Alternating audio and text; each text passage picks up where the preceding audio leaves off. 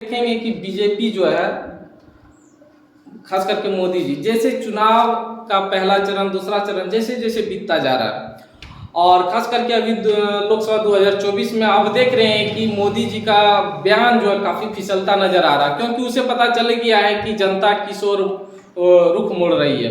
अभी जैसे कि आप मोदी का भाषण सुने होंगे, उन्होंने महिलाओं पर कुछ टिप्पणियां किया था कि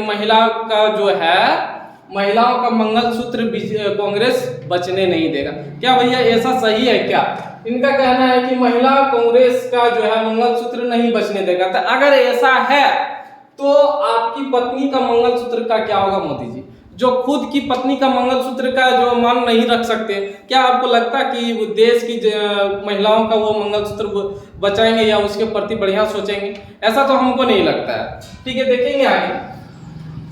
जब मणिपुर में महिलाओं के साथ जब रेप हुआ था और उसे निर्वस्त्र जब सड़क पे दौड़ाया गया था, उसमें आपकी सरकार थी ना मणिपुर में, और उसके बाद आप केंद्र सरकार में, यानी कि डबल इंजन की सरकार होने के बावजूद भी आपने कभी 2 मिनट उसके ऊपर चर्चा नहीं किया कि महिलाओं के साथ क्या हो रहा है। हमारे देश की बहू बेटी महिलाओं के साथ अगर ऐसा हो रहा है तो आपकी सरकार में हो रहा है, तो इसके जिम्मेवार तो आप होंगे। लेकिन आपने कभी उस समय मंगलसूत्र के बारे में तो चर्चा नहीं किया कि देश की महिलाओं का मंगलसूत्र क्या होगा। लेकिन जब चुनावी मुद्दा आता है तो चुनावी मुद्दा में आप सिर्फ एक ही स्टेटमेंट देखते हैं, किसी तरह जनता पब्लिक बुड़वक बन के वोट करे।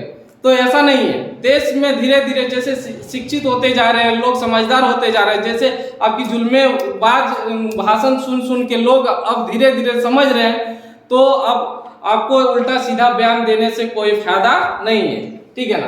देखेंगे हाथरस में लड़की के साथ जब रेप हुआ था और उसे आपकी सरकार जो यूपी में जो है बुलडोजर वाले बाबा की सरकार में, उसे जब उसकी जब लड़की का रेप होने के बाद जब उसका मृत्यु हो गया तो उसका शव को प्रशासन के द्वारा बिना परिजन के अब्सेंट में उसे रात में ही जला दिया गया था। ऐसा क्या मजबूरी था कि किसी भी शव को गार्जियन वहां नहीं है, आप उसके ऊपर अनुपस्थिति में उस शव को जला रहे हैं? कहीं ऐसा तो नहीं है कि आपके पार्टी का कोई व्यक्ति था उसमें, या आप उसे बचाना चाह रहे थे? ऐसा कुछ था क्या जो आप जो है अपने पार्टी के बारे में सिर्फ सोच रहे हैं और बार बार आप एक मंगलसूत्र कांग्रेस नहीं बचने देगी, तो ये नहीं होने देगा, वो नहीं होने?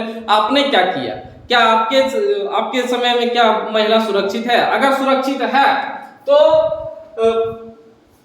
पुलवामा हमले में जो 40 जवान जो शहीद हुए, उन 40 जवान की पत्नी जो विधवा हो गई, उस 40 विधवाओं का मंगलसूत्र के बारे में आपने कभी सोचा कि 300 kg RDX जो है वहाँ के कहाँ से आया?